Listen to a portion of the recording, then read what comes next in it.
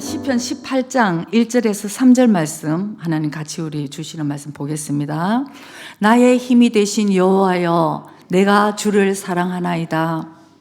여호와는 나의 반석이시요 나의 요새시요 나를 건지시는 자시요 나의 하나님이시요 나의 피할 바위시요 나의 방패시요 나의 구원의 뿌리시요 나의 산성이시로다.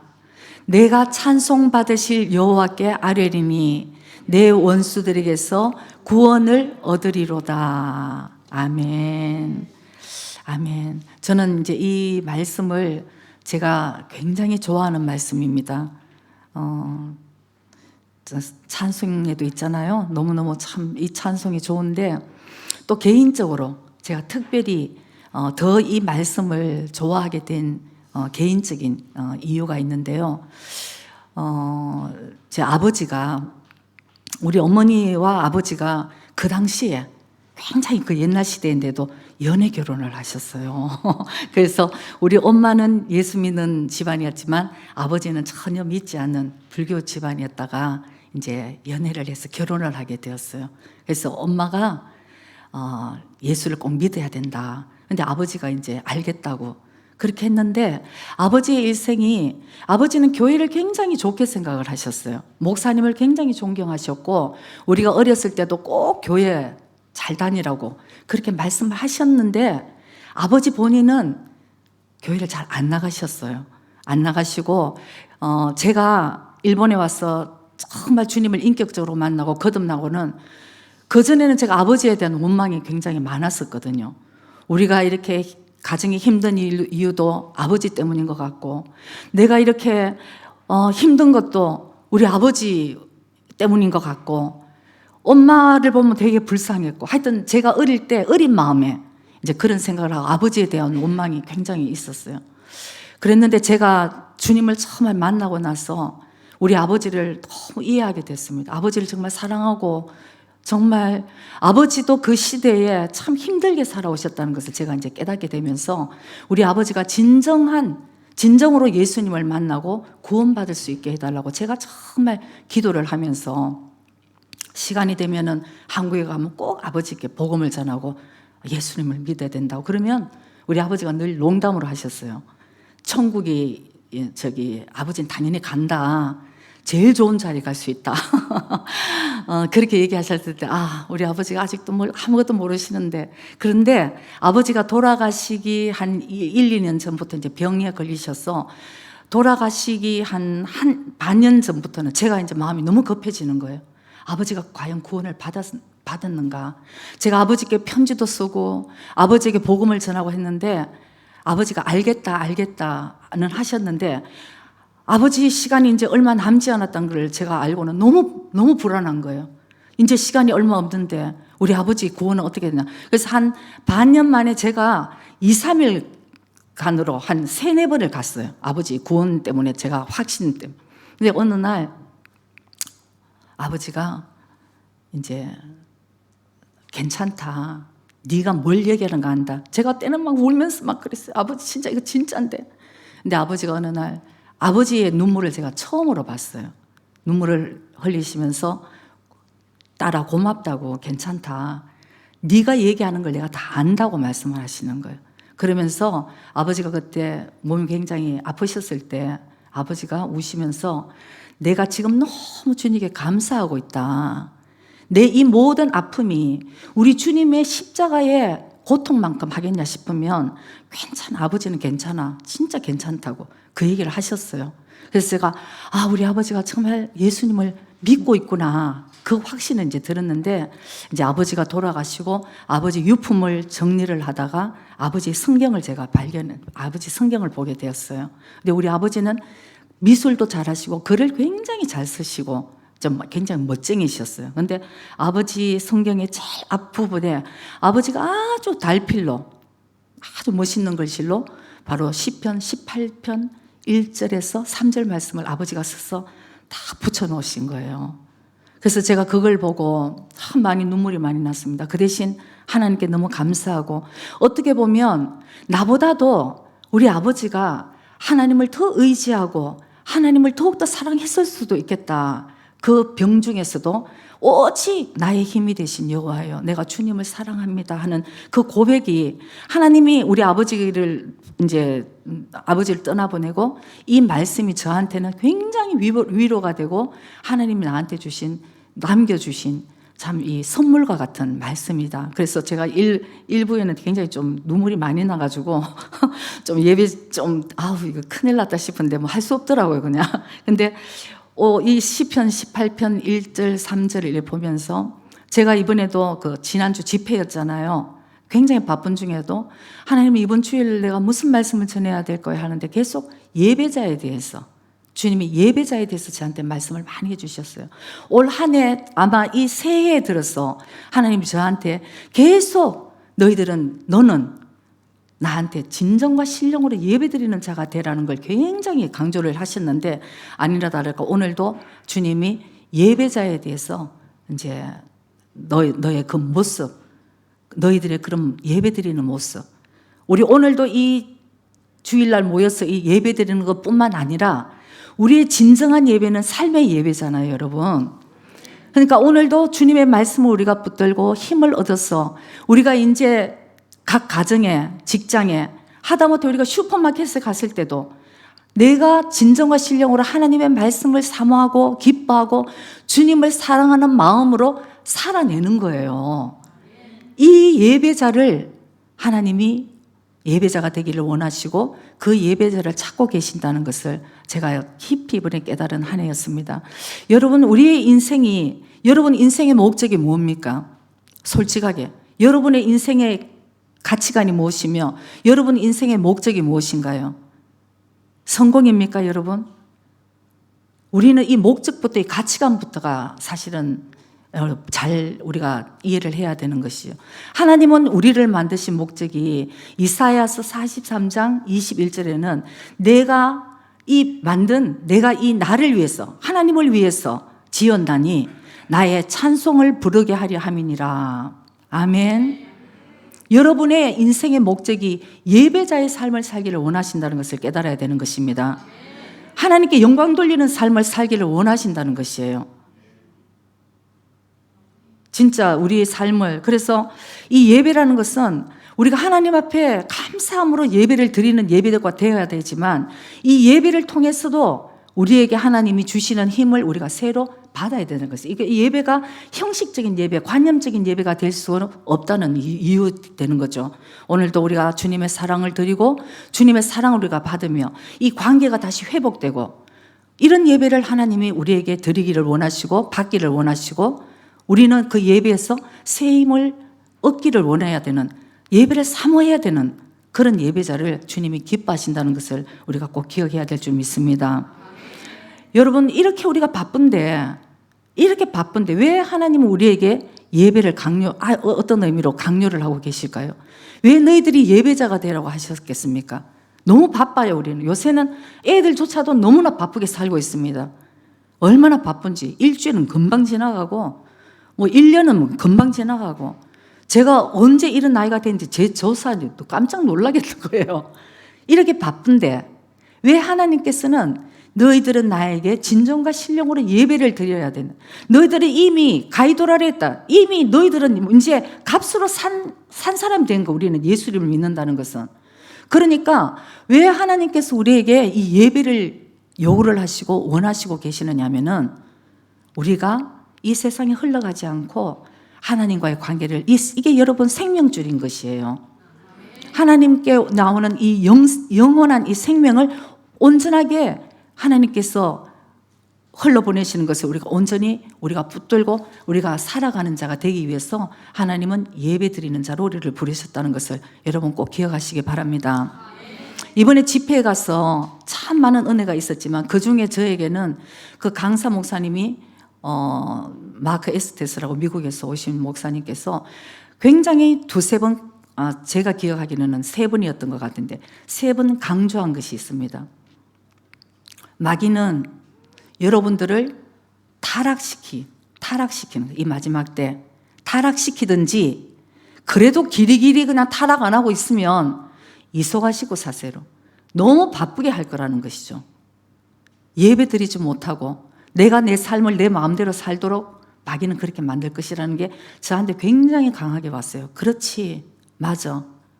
여러분, 결국은 우리가 죄라는 본질이 무엇인지 여러분 아십니까? 우리가 죄라는 본질은 이미 하나님이 우리에게 주시고자 하는 그 뜻대로 살지 않는 거예요.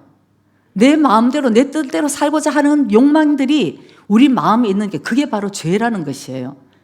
그래서 예수님께서 이 땅에 오셨거든요. 이사야서 53장 6절에 보면은 너희들은 다 양같이 그릇 행하였어. 다 각각 자기가 갈 길을 가고 있다는 것입니다. 이게 내 뜻대로 내 마음대로 내 인생을 살아가는 내가 주인이 된 삶, 이것이 여러분 하나님으로 보실 때는 죄라는 것을 우리가 알아야 되는 것이에요.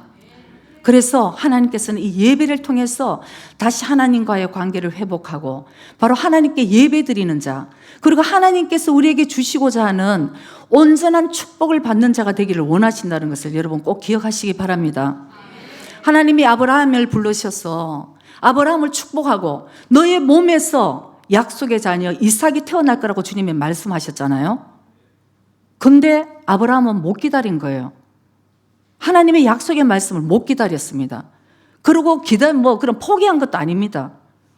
하나님의 그 약속의 말씀을 축복은 받고 싶으니까 인간적인 방법으로 결국은 이스마엘을 낳게 되는 것입니다.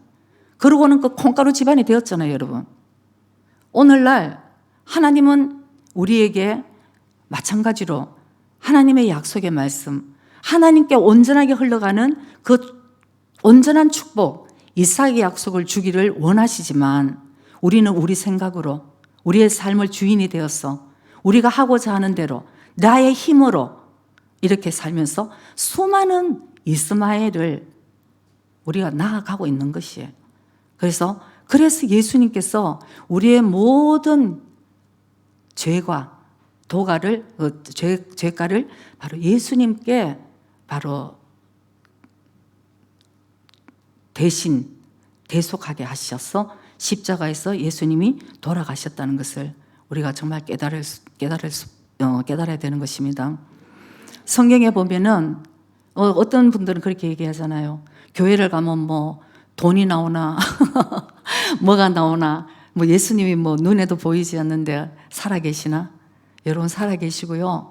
성경에 보면은 모든 전쟁, 이 전쟁도 나에게 속한 것이라고 주님이 말씀하셨습니다. 아까 얘기처럼 우리가 열심히 살아봐야 결국은 이스마엘로 사는 것입니다. 그러나 하나님께 속해 있는 자, 어떤 상황에서도 내가 하나님의 예배를 드리는 자 되면 전쟁까지도 하나님이 해주시는 것이에요. 하나님이 우리를 대신해서 싸워주시고 우리를 보호해 주시고 하나님이 우리에게 완전한 축복으로 인도하신다는 것을 여러분 꼭 믿으시기 바랍니다. 아멘 해주시기 바랍니다. 이게 바로 예배자의 삶입니다, 여러분. 아멘.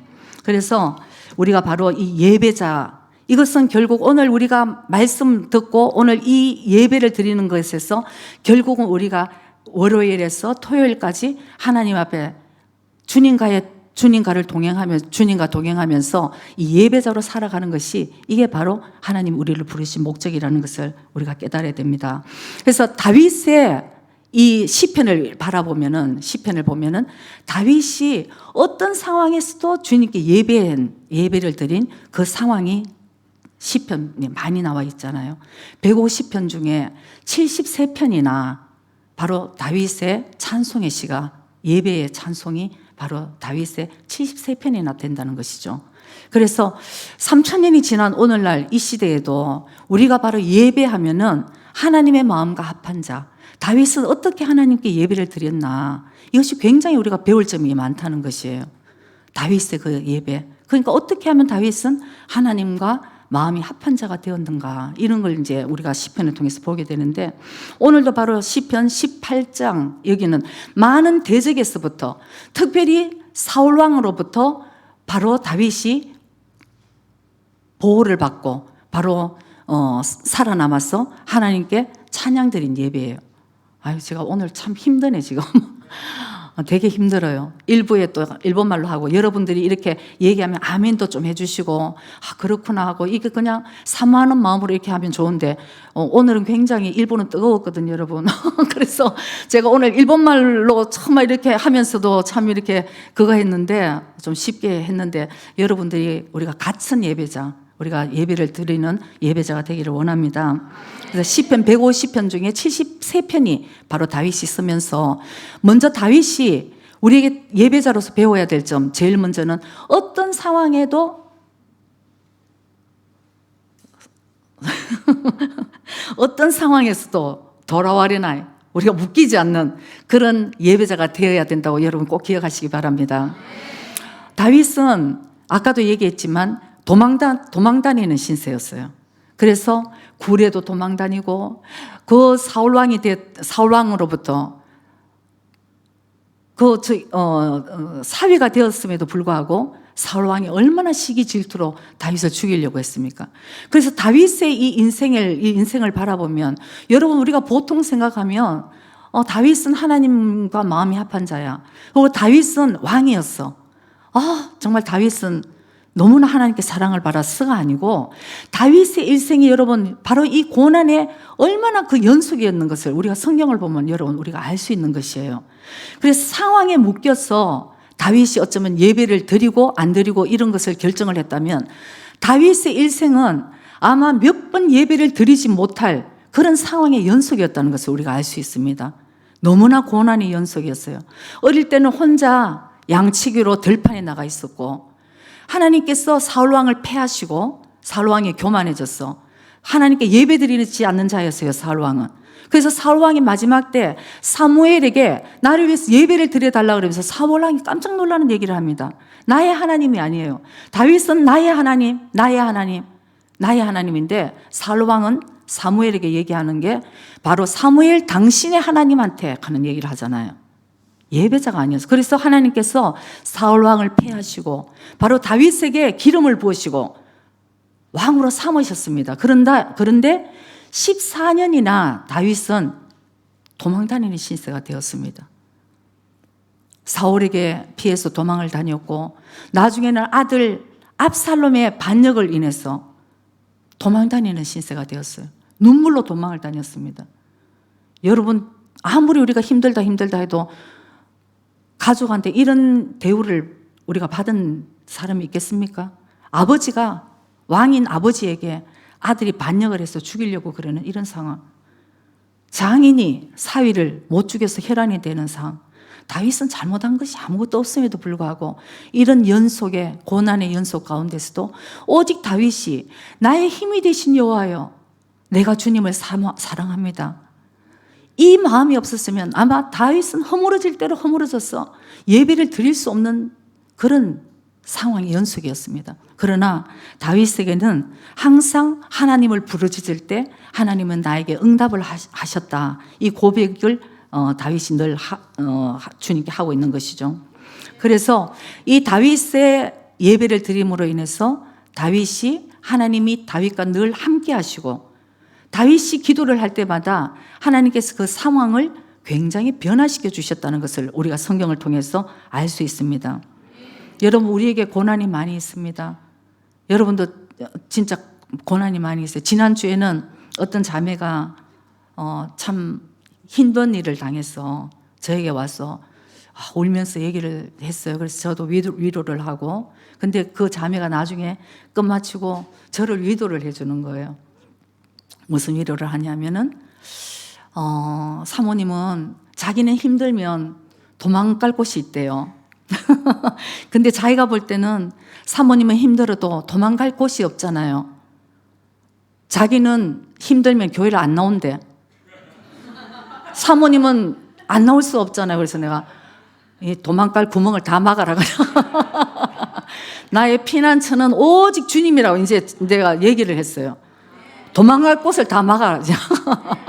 근데 그 자매가 이제 그러니까 이제 자기가 성장해서 보니까 자기가 더 성장해야 되겠다. 이제 그런 좋은 의도였어요. 그래서 제가 어제도 생각하면서 여러분들 중에도 피난처 많이 만들어 놓더라고 보니까. 진짜 주님만이 피난처가 되어야 될 줄 믿습니다. 힘들면은 그냥 또 동굴에 들어갔다가 또 살만하면 나왔다가 또 힘들면은 또 어디에 들어갔다가. 여러분, 그래 평생 예수님 믿고 평생 신앙생활 해보세요. 절대 성장 못합니다. 그래서 오늘 다윗처럼 어디에 있든지 내가 정말 주님이 원하시는 예배자는 여러분 진짜 주님한테 붙어 있어야 되는 것이에요. 내가 울면서도 난 주님 갈 곳이 없어요. 주님이 나를 도와주시지 않으면 난 갈 수가 없어요. 갈 곳이 없어요. 위로받을 데가 없습니다. 그리고 주님한테 나와야 되는 거예요, 여러분. 저는 진짜 목회를 하면서 나를 도와주실 분은 하나님밖에 없다는 생각이 들었어요. 남편도 바쁘고 남편도 목회하시기 바쁜데 주님, 남편도 나 위로가 안 되고. 그래서 밤에 와서 참 혼자 많이 울면서 기도했습니다. 주님이 나를 붙들어 주시지 않으면 나는 어디 갈 데가 없어요. 나는 정말 갈 데가 없습니다, 주님. 저는 일부러 다 차단을 해버렸어요. 저는 분명히 도망가고자 하는 사람이었기 때문에 제가 제 성격을 알아요. 난 도망갈 것 같아. 그래서 내가 도망갈 수 있는 곳을 제가 일부러 다 차단을 해버렸어요. 갈 수 없는 곳, 내가 오직 가야 될 곳은 주님밖에 없다. 그러니 여러분, 그래도 성장했어. 그래도 강해지고 그래도 주님한테 붙어서 여기까지 오게 되는 것이 저는 하나님의 전 너무너무 감사한 거예요. 여러분도 이제 일생에 나의 피난처 되신 하나님, 주님께 여러분 무릎 꿇으시기 바랍니다. 그럴 때 여러분 놀라운 하나님의 은혜가 그때 체험을 하게 되는 거예요. 여러분, 좋을 때 하나님께 찬양 못 드리는 사람이 누가 있습니까? 좋을 때 드리는 찬양은 다 누구나 할 수 있는 찬양이에요. 그러나 어려울 때, 바로 주님께 무릎을 꿇을 때 주님께서 그 주시는 위로는 여러분 이 세상에서 찾을 수 없는 위로가 하나님으로부터 온다는 것을 여러분 꼭 기억하시기 바랍니다. 그럴 때일수록 우리는 더욱더 주님께 예배자로 주님 앞에 나가야 되는 것이에요. 시편 51편 17절에 다윗은 이렇게 고백을 합니다. 얼마나 많은 세월 눈물을 흘리면서 주님 앞에 갔던 다윗이 시편 51편 17절에 드디어 자기가 가장 힘들었을 때 주님께 고백하는 바로 이 예배의 고백입니다. 하나님의 구하시는 제사는 상한 심령이라. 하나님이여, 상하고 통회하는 마음을 주께서 멸시치 아니하시리이다. 아멘. 바로 이런 거예요, 여러분. 사람에게 얘기해 보세요. 듣는 것 같아도 그게 무슨 위로가 되겠습니까? 통회하는, 자복하는 심령. 내가 통회하고 너무 힘들고 너무 아프지만 내가 주님께 고백할 때 하나님 그 고백을 멸시치 아니하시고 들으시고 회복해 하시고 다시 문제를 해결하시고 다시 일어설 수 있는 그런 힘은 오직 하나님께만 온다는 것, 오직 주님께만 온다는 것을 우리가 꼭 기억해야 될 줄 믿습니다. 여러분, 우리가 타협을 하고자 하면은 계속 타협할 수밖에 없는 상황이 여러분 많지 않아요? 정말 많을 거예요. 저도 아마 타협을 하고자 했으면 굉장히 제 마음이 무너지고 타협을 할 수밖에 없는 상황이 너무너무 많았습니다. 여러분도 그럴 것입니다. 어떤 인생의 한 전환점마다 우리는 주님께 예배드리는 이 모든 최우선의 것을 우리가 결정하지 않으면은 우리는 계속 타협할 수밖에 없는 상황으로 갈 수밖에 없는 거예요. 결혼을 할 때도 그렇고, 결혼을 하고 나니까 아까 그 말씀 좀 보내줘. 고린도전서 7장 32절에서 35절. 어제 제가 이렇게 말씀을 묵상하다 이 말씀이 생각이 났습니다. 너희가 염려 없기를 원하노라. 사도 바울이 얘기를 합니다. 장가가지 않은 자는 주의 일을 염려하여 어찌하여야 주를 기쁘시게 할까 하되, 장가 결혼한 자는 세상 일을 염려하여 어찌하여야 아내를 기쁘게 할까 하며 마음이 나누이며, 34절에도 시집가지 않은 자와 처녀는 주의 일을 염려하여 몸과 영을 다 거룩하게 하려 하되, 시집간 자는 세상 일을 염려하여 어찌하여야 남편을 기쁘게 할까 하느니라. 35절 한번 볼까요? 내가 이것을 말함은 너희의 유익을 위함이요 너희에게 올무를 놓으려 함이 아니니 오직 너희로 하여금 이치에 합하게 하여 분요함이 없이 어떻게 해요? 주를 섬기게 하려 함이라. 아멘. 그러니까 사도 바울은 간절히 얘기를 합니다. 결혼하는 것도 은혜요. 결혼 안 하는 것도 은혜라고 얘기를 합니다. 저는 얘기할 때 여러분 다 결혼해서 행복한 결혼 생활을 했으면 좋겠습니다. 내 개인적으로는. 그러나 사도 바울이 얘기하는 것은 너희들에게 유익하게 하는 것인데, 우리의 삶이 결국은 결혼을 하든 안 하든 우리의 마음이 주님을 섬기기 위해서 살아야 된다는 것을 말씀하고 있는 것입니다. 그래서 우리가 결혼을 어떻게 결혼해갖고 어떨 때 오히려 더 교회 안 나오고 예수님을 떠나는 사람들이 의외로 많아요. 아가씨들 중에. 그러니까 어떤 목사님이 그러시는 거예요. 아가씨일 때 믿으면 절대 믿으면 안 된다는 얘기를 하는 것은 막 목숨 바친다고 막 이랬다가 결혼하고 나면 여러분 절에 시어머니 따라 같이 가고 그건 결혼이 아니다는 거죠. 우리는 어떤 상황에서도 하나님께 예배드리는 자로서, 아니할 말로 결혼을 해도 이 사람들을 오히려 전도해서 주님께 예배드리는 자로 이렇게 될 것 같으면 그 결혼을 하지만 사실은 가치관도 맞지 않은데 사실은 어떤 생각으로 우리가 내 행복을 위해서 결혼하는 것은 이미 성경적으로는 바로 우리 예배드리는 자의 모습은 아니라는 것을 사도 바울이 이걸 강요하는 것이 아니고 바로 너희들의 유익을 위해서 말씀을 한다고 사도 바울은 얘기를 합니다. 그래서 우리는 사도 바울 같이 살 수 없으니까, 이런 믿음이 없으니까, 사도 바울은 평생을 주님께 바로 드렸잖아요. 결혼 안 하고. 근데 우리는 결혼을 해도 우리가 결혼을 하되 우리의 결혼 생활이 주님을 위해서, 주님의 영광을 위해서 이렇게 우리가 살아야 되는 걸 바로 사도 바울이 원한다는 것입니다. 그래서 이 우선순위를 우리가 확실하게 붙들지 않으면 다 허물어져요. 결국은 모래 위에 세운 집과 같이 인생에 여러분 풍랑을 만납니다. 인생에 정말 지진을 한번 만납니다. 인생에 정말 홍수를 만나면 다 무너지는 거예요. 어리석은 자가 되는 것입니다. 우리 인생에. 그래서 저도 지난주에 목사님께서 그 은혜로운 간증 원종수 권사님, 그 당시는 권사님이셨는데 지금은 이제 의사에서 목회자로 이제 대신 원종수 목사님이죠. 근데 그분이 너무나 가난한 삶에서 하나님을 잘 섬겨서 지혜를 얻어서 이제 서울대 의대를 나오고 미국에서도 굉장히 유명한 암 전문의 중에 한 사람이래요. 너무나 유명한 암 전문의. 그러니까 이분이 명예도 얻고 이제 물질도 이제 얻은 거잖아요. 그래서 너무나 고생했던 엄마를 위해서 얼마나 진짜 너무나 착해. 그러니까 너무나 고생한 엄마를 위해서, 엄마를 기쁘게 하기 위해서 어느 날 부자니까 배를 샀어. 보트를 샀어. 호수에 띄우고 어머니를 태워서 이렇게 이제 유흥을 시켜드렸대요. 엄마 이제 고생은 끝이니까 우리 엄마가 너무 즐겁게 이것을 누렸으면 좋겠다. 그래서 이제 이렇게 보트를 태워드렸는데 계속 이제 아들이 엄마의 얼굴을 봅니다. 우리 엄마가 참 기뻐하시면 참 좋겠다. 효도하는 차원에서. 근데 엄마가 한 바퀴 돌고는 엄마는 걱정 어린 얼굴로 이런 얘기를 했습니다. 아들아, 나는 네가 너무 걱정이 돼. 이 풍요로움 속에서 네 마음이 예수님을 조금이라도 떠날까 봐 나는 엄마는 너무 걱정이다. 그 얘기를 했다는 거예요. 이 아들이 엄마의 유언과 같은 얘기를, 어머니 걱정하지 마세요. 내 일생에 어떤 일이 있어도 예수님을 기쁘시게 하는 그런 내가 예배자로 살겠습니다 하고 그때 고백을 했다는 거죠. 그래서 저는 그때 그 간증을 들으면서 1994년대였을 것 같아요. 제 안에서도 제가 결심을 한 것이 있습니다.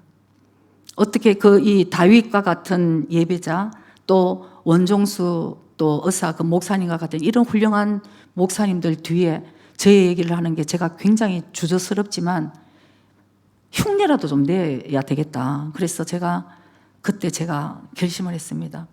주님, 저도 그런 예배자로 살게 하시고 내 자녀들, 그때 굉장히 어렸잖아요. 우리 애기들이. 아들과 딸이.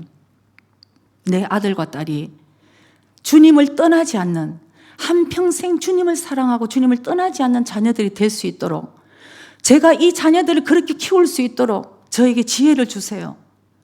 저는 너무나 부족하고 이 일본 땅에서 내가 어떻게 자녀를 키워야 될지 모르겠다. 주님께서 저를 도와달라고 제가 그때 참 많이 울면서 주님께 기도했습니다. 그래서 어느 날 딸이 엄마라고 이렇게 사진, 이렇게 그림을 그리고 왔는데 제가 이렇게 눈물을 막 흘리면서 기도하는 사진, 그 그림을 그려왔더라고요.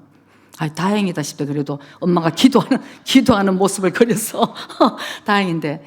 그랬더니 교회에서 여러분, 우리도 저렇게 좀 살아야 되겠다는 얘기는 안 해요.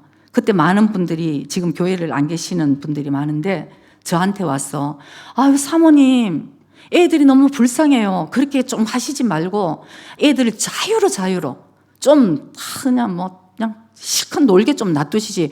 왜 사모님은 항상 애들을 교회로 데리고 오고 이렇게 너무 불쌍해 보여요. 그 애들 자유로 다 나갔어요. 지금은 다 나갔습니다. 근데 저는 그런 생각했어요. 그분들이 저에게 조언을 해주는 건 제가 고맙게 받았어요. 그 말도 맞는 부분이 있습니다. 그러나 제 마음에는 지금 아이들이 마음으로 예수님을 만나서 진정한 예배자가 되기까지는 이 습관이, 주님 앞에 나가는 습관을 만들어줘야 되겠다는 생각이 저한테 강하게 왔던 거예요. 예배 드리는 습관, 싫어가지고 하는데도 끝까지 예배를 데리고 왔으니까. 물론 그 안에서는 교제를 잘 하면서, 그러니까 엄마가 나를 위해서 한다는 것은 애들이 알고 이제 순종하고 따라왔지만, 이 예배 드리는 습관을 가지고 있어야지 하나님의 은혜가 마음으로 언젠가 흘러간다는 것을 제가 알았기 때문에 그거는 타협할 수 없었던 문제였습니다. 저에게는.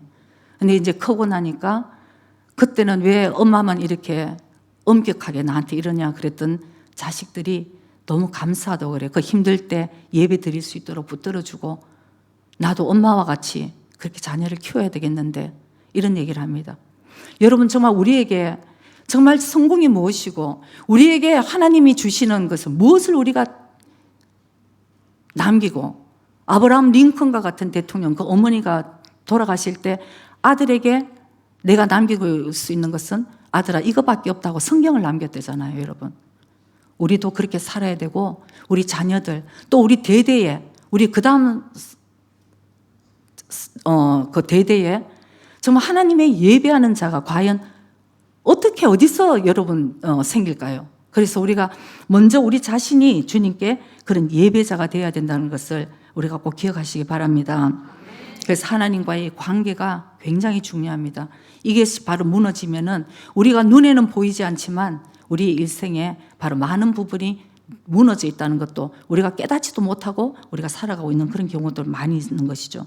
진정으로 예배를 드리는 곳, 하나님을 사모하는 그곳에 성령님이 함께 하셔서 은혜를 주신다는 것을 꼭 우리가 깨달아야 될 줄 믿습니다. 그래서 거기서 은혜가 흘러가고 축복이 흘러가게 된다는 것을 저와 여러분이 꼭 기억해야 될 줄 믿습니다. 그래서 사도 다윗처럼 바로 어떤 상황에서도 하나님께 예배 드릴 수 있는 이 상황을 돌파하는 예배자가 되기를, 저와 여러분 같이 그런 돌파하는 예배자가 되기를 원합니다. 그 다음에는 상황을 돌파하는, 상황에 얽매이지 않는 예배자가 되자. 두 번째는 감정에 얽매이지 않는 예배자가 되자. 여러분이 감정이라는 부분은 마귀들이 굉장히 역사할 수 있는 그런 부분인 것이에요. 그래서 에베소서 4장 26절 27절에도 보면은 바로 이런 말씀이 있습니다. 우리 감정을 계속 마귀들이 공격하니까 그 기회를 주지 말라, 이런 이렇게 말씀이 있죠. 에베소서 4장 26절 27절, 분을 내어도 죄를 짓지 말며 해가 지도록 분을 품지 말고 마귀로 틈을 타지 못하게 하라. 아멘.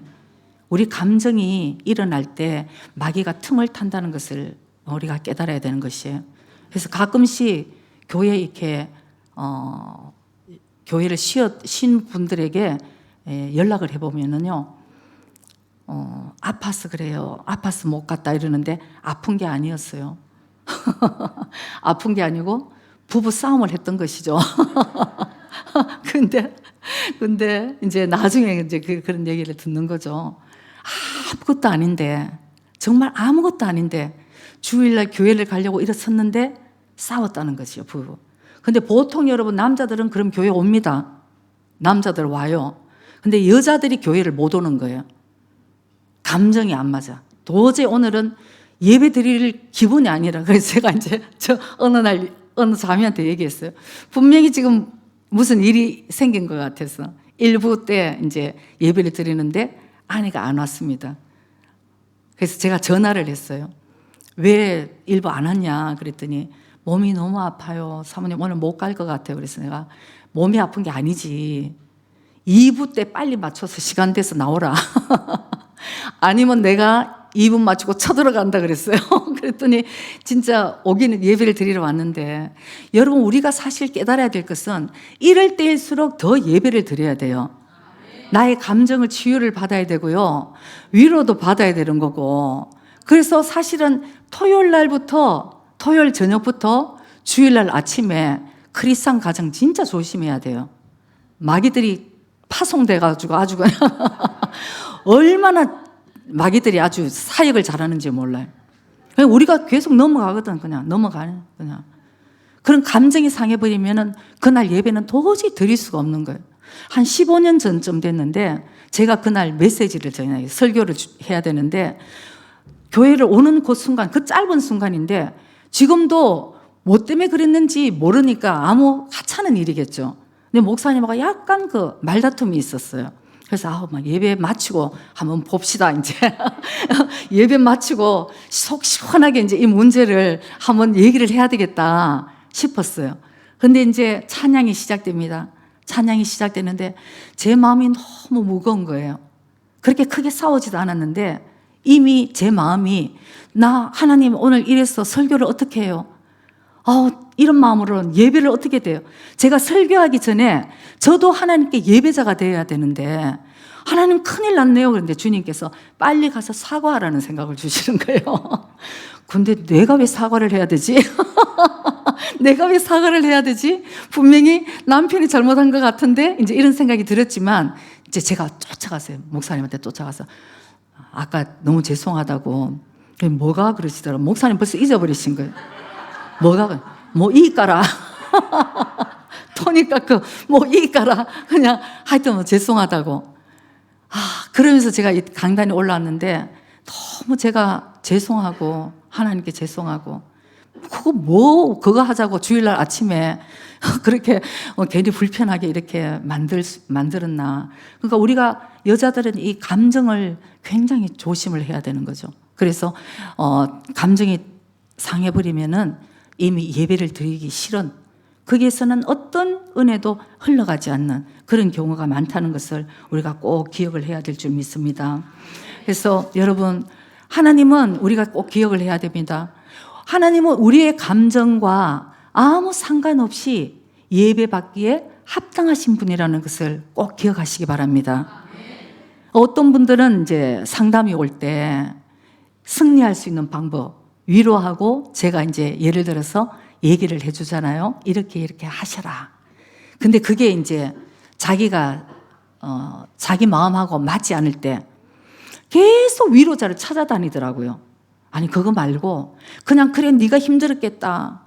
당신이 힘들었겠다. 아유 그 사람 왜 이렇게 나빠. 이거를 듣고자 하는지 계속 내 마음을 그래서 왜 그렇게 다니냐 제가 어느 날 물어봤어요. 이미 해답은 갔는데 왜 다니냐 그랬더니 내 마음을 알아줄 사람 내 마음을 알아줄 사람은 하나님밖에 없습니다 여러분. 그리고는 내 마음이 중요한 게 아니에요. 사실은 내 마음을 내려놓고 하나님께 예배 드리는 것이 중요한 것이지 내 감정이 중요한 게 아니라는 것을 여러분 이제 신앙생활 하면서 깨달으시기 바랍니다. 그건 예배 드리는 게 하나님이 아니라 나의 감정이 나의 하나님이 되신 거예요. 그러니까 항상 내가 나를 위로해 주시고 나를 잘했다고 칭찬해 주고 나를 알아주는 그런 사람을 만드는 것이 아니고 주님께서 나에게 뭐라고 말씀하시는지 그것을 우리가 온전하게 아멘하고 붙드는 저와 여러분이 되시기를 주의 이름으로 축복합니다. 그래서 힘들 때일수록 오직 나의 피난처 되신 하나님께 주님께 우리가 더 가깝게 가는 바로 예배자가 되어야 될 줄 믿습니다. 시편 57편 7절 8절 말씀을 봅니다. 시편 57편의 7절에서 8절 말씀. 하나님이여 내 마음이 확정되었고 내 마음이 확정되었사오니 내가 노래하고 내가 찬송하리이다. 내 영광아 깰지어다. 비파와 수금아 깰지어다. 내가 새벽을 깨우리로다. 아멘. 이것도 바로 다윗이 하나님께 고백한 얘기입니다. 이것은 뭐냐 하면은 바로 또 도망을 갔어.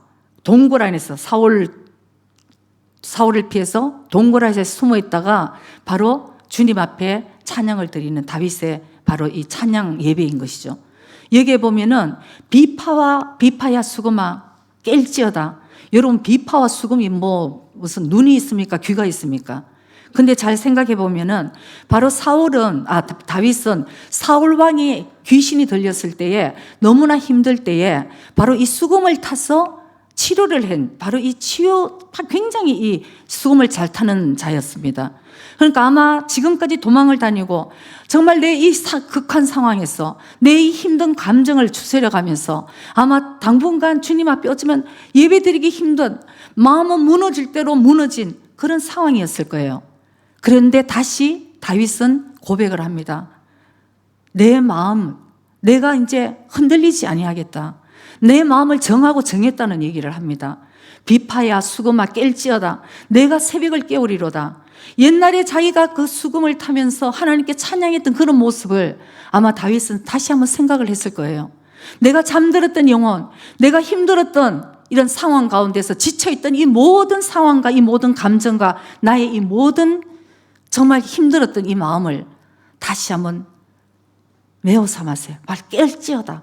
너의 그 수금을 켜고 다시 주님 앞에 찬양하던 바로 그 모든 이 생각들 이제는 깨어서 하나님께 오직 찬양하는 바로 나의 모습으로 다시 회복되어야 되겠다는 이 고백을 바로 다윗은 하나님께 하고 있는 것입니다. 여러분, 아까도 얘기 드렸지만 다윗은 어떤 상황에서도 바로 하나님께 예배를 드리는 자였습니다. 압살롬에게 도망가면서도 하나님께 예배를 드렸고, 밧세바와의 그런 잘못된 관계 속에서 나단 선지자가 와서 바로 경고를 했을 때도 바로 다윗은 왕이었지만 하나님께 회개하고, 아까 그 얘기가 있잖아요. 자기가 아까 상한 심령, 통회하는 마음으로 주님께 나가는 그것을 하나님은 멸시치 아니하시리라. 그것이 바로 밧세바의 잘못된 관계에서 바로 나단 선지자의 경고를 받고 주님 앞에 나간 다윗의 눈물의 고백이었던 것이죠. 그리고는 그 밧세바에서 낳는 그 아들이 결국은 병에 걸려서 죽게 되는 것입니다. 아기가. 그래서 그때 다윗은 금식하고 울면서 주님께 살려달라고 기도를 했어요. 그러나 결국은 아기가 죽게 되었습니다. 그때에 그 신하들이 우리 왕이 살아있을 때도, 아기가 살아있을 때도 식사를 하라 그래도 식음을 전폐하고 금식을 하고 주님께 매달려서 기도를 했는데, 이제 아기가 죽었다는 이 소식을 들으면 우리 왕에게 무슨 나쁜 일이 생길까 봐 걱정이 돼. 그래서 보고를 못한 거예요. 근데 보니까 다윗이 눈치가 보니까 아기가 죽었구나 하는 걸 알았습니다. 그래서 신하에게 물어봅니다. 아이가 죽었느냐? 그러니까 죽었습니다. 이렇게 됐을 때 여러분, 우리 같으면 어떻게 됐겠어요? 하나님은 살아계십니까? 하나님 언제까지 나에게 이런 힘든 일을 주십니까? 아니면 내가 그렇게 금식하고 내가 그렇게 울면서 주님 앞에 기도했는데 결과가 이것입니까? 얼마나 여러분 할 말이 많겠어요. 다윗은 진짜 얼마나 할 말이 많겠어요. 그러나 다윗의 바로 행동, 태도는 하나님께 바로 예배를 드리는 자로 사무엘하 12장 20절 말씀에 보면은 바로 다윗이 하나님께 어떤 태도로 나가는 걸 바로 볼 수 있습니다. 다윗이 그 소식을 듣고, 이제 아기가 죽었다는 소식을 듣고 다윗이 땅에서 일어나 몸을 씻고 기름을 바르고 의복을 갈아입고 여호와의 전에 들어가서 경배하고 궁으로 돌아와서 명하여 이제 금식을 마친 거예요. 음식을 그 앞에 베풀게 하고 먹은지라. 아멘. 여러분, 일어나서 이제 몸을 씻고 기름을 바르고 이제 난 새롭게 됐어. 내가 기름을 확 바르고 새로운 옷을 입고 어떻게 해요? 하나님의 성전에 들어가서 예배를 드렸다는 거예요. 예배를 드리고 집으로 돌아갔다는 것입니다. 이미 하나님의 심판은 다 끝마치고 내가 죽어서 그 다음에 보면은 그런 고백이 나옵니다. 신하들이 물어요. 너무나 이상하지. 아이고 왕이시여, 애가 살아있을 때도 그렇게 식음을 전폐하고 울면서 금식하고 그렇게 괴로워하시더니 애기가 죽었다는데 왕은 어떻게 기름 바르고 새 옷을 입고 이제 음식을 차려서 먹습니까? 놀라운 고백을 합니다. 이제 죽은 애는 나한테 돌아오지 못하거니와 내 영혼은 다음에 그 아이에게로 돌아가니 이제 모든 것이 하나님의 손에서 이제 끝났다는 것이죠. 하나님의 심판은 끝나고 이제 나는 새롭게 몸을 씻고 기름을 바르고 주님께 예배드리는 다윗의 이 마음. 여러분, 오늘 정말 우리는 엄청난 그런 예배자의 모습을 우리가 봤습니다. 우리는 흉내라도 내야 되는 거예요.